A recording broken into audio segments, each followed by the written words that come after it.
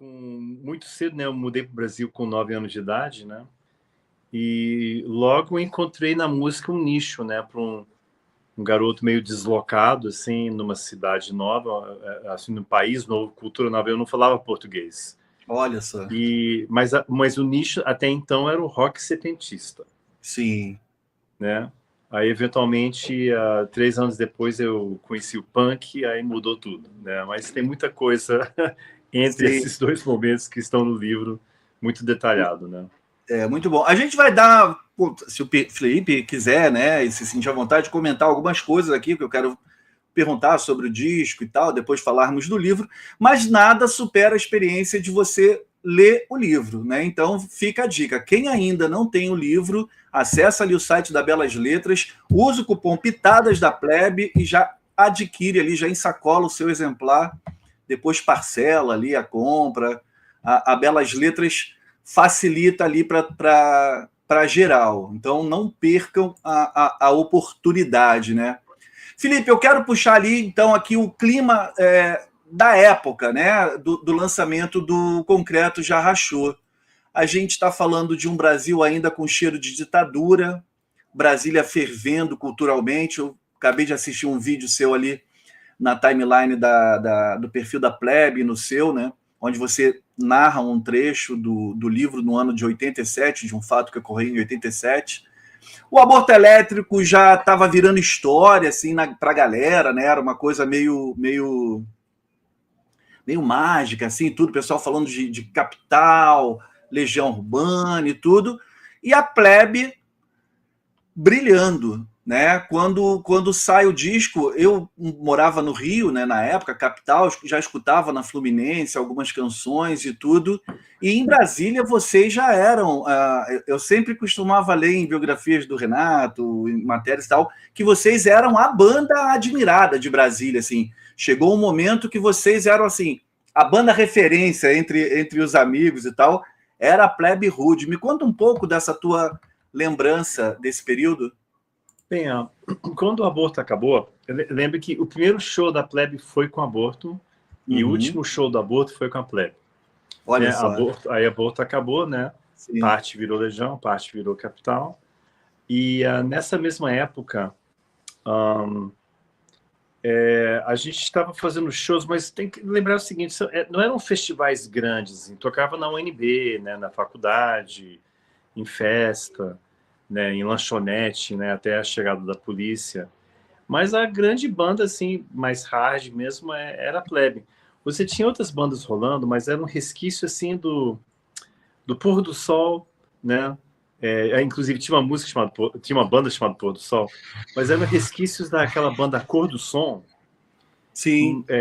meio MPB, um pouquinho dos resquícios do hip, e aí a juventude queria algo diferente, algo, né, algo com mais postura, assim, né? Aí apareceu o punk lá em Brasília, o pós-punk, e virou o que virou, né? Virou um alicerce, acabou Sim, virando, né? Essas bandas viraram um alicerce fundamental da história do rock brasileiro, né? sem dúvida. E como era estar em Brasília nessa época? Não só artisticamente, eu te pergunto, mas emocionalmente mesmo. O que te inquietava como jovem, adolescente e tal, e te inspirava como músico? Sabe que eu acho que era o contato, né? O contato próximo ao poder público. E, assim, eu estudava na escola americana, né? E na minha turma de formando, você tinha eu tinha talvez 15 ou 16 nacionalidades. Então, para mim, isso fez muita diferença, né?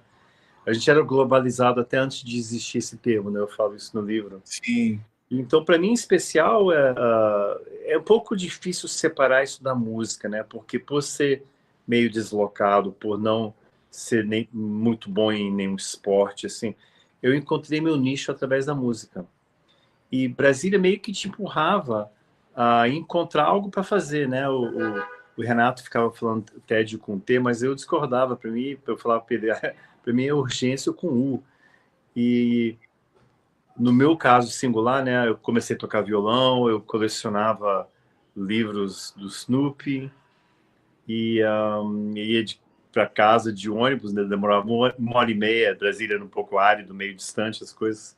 Olha só. Então eu me ocupava, e isso acabou sendo tudo canalizado através da música, né? Então a música acabou sendo a grande liga entre a amizade do pessoal que acabou virando a turma. A turma, quem não sabe, é um termo que o Renato usava do pessoal, né? Para definir o pessoal pessoal que formaria as bandas, né? As bandas não estavam formadas ainda, né? Sim. E é isso. Então Brasília nos empurrou nesse caminho. Você tinha que fazer alguma coisa porque a cidade não oferecia nada, então você tinha que criar. Uhum. Ainda bem que vocês criaram uma obra que se tornou referência, né, para a gente que era jovem ali também nos anos 80. 40 anos, né, de O Concreto Já Rachou. Claro que quando a gente está ali na época, né, vocês lançando, nós ouvindo e tudo, a gente não imagina que a gente vai falar do disco 30, 40 anos depois e tudo. Mas que bom que estamos aqui tendo essa oportunidade. Quando você ouve hoje, você segue tocando as músicas, acho que todas as canções, né, as 7 canções, mas quando você para assim e reflete sobre aquelas 7 canções do Concreto Já Rachou, você já ouve você ouve como músico, como cronista do seu próprio tempo? Ele ainda te surpreende? Ou ele já virou um velho conhecido? Deu uma falhada aqui. Não, tranquilo. Quando você revisita ele, né, ouve, não executando, ele ainda te surpreende ou já virou um velho conhecido que você revisita com carinho? Bem, tá. Você está falhando aqui, então eu estou tentando pegar aqui. Não, tranquilo. Acho que é a sua conexão. Está travado para mim agora. Eu falo isso no livro, né, na parte dos agradecimentos que eu explico, né, o que germinou o livro, que eu tenho uma grande frustração de não ter tido a oportunidade de ter o potencial do Concreto Já Rachou com o resto da juventude brasileira, né? Porque, digamos que eu estava um pouco envolvido, né? Eu, o André, sim, o Jander e o Gucci, né? E é um momento no espaço-tempo. É a conexão do Felipe. Ele falou que eu estava travando, mas era a conexão dele. É uma pena. Vamos lá, ver se ele pela essa pureza de som, pela inocência. Assim. Você caiu rapidamente, mas voltou. Acho que a sua conexão está um pouco instável. Você caiu para a gente, mas voltou e acho que você nem reparou. Você está todo esquisito aqui. Eu acho que é por causa da conexão. Mas isso você comentou com a gente, você comenta no livro e comentou com a gente, isso é muito interessante, né? Que você não tem oportunidade de ser impactado pelo livro pela primeira vez como nós fomos. Isso faz uma grande diferença por conta do seu envolvimento e tudo, né?